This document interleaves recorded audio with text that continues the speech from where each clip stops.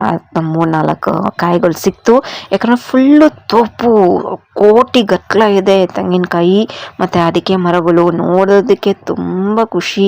ಆ ಒಂದು ನೇಚರು, ಆ ರೀತಿ ಒಂದು ಸರೌಂಡಿಂಗ್ಸಲ್ಲಿ ಆ ದೇವರುಗಳು ಸಿಕ್ಕಿರೋ ಅಂಥದ್ದು. ಸೊ ಏನೇ ಕಷ್ಟ ಅಂದರೆ ಇವಾಗ ಪ್ರತಿಯೊಂದು ದೇವಸ್ಥಾನದಲ್ಲೂ ಒಂದೊಂದು ವಿಶೇಷತೆ ಇರುತ್ತೆ ಅಲ್ವಾ. ಆದರೆ ಈ ದೇವಸ್ಥಾನ ಆ ರೀತಿ ಅಲ್ಲ. ಈ ದೇವಸ್ಥಾನ ಅಕ್ಷಯ ಪಾತ್ರೆ ಅಂತ ಹೇಳಿದರು. ಅಕ್ಷಯ ಪಾತ್ರೆ ಅಂದರೆ ಪ್ರತಿಯೊಂದು ಕಷ್ಟಕ್ಕೂ ಈ ಒಂದು ಕಡೂರು ದುರ್ಗಾಸ್ಥಳ ದೇವಸ್ಥಾನದಲ್ಲಿ ಪ್ರತಿಯೊಂದು ಇದಕ್ಕೂ ಒಂದು ಪರಿಹಾರ ಸಿಗುವಂಥದ್ದು.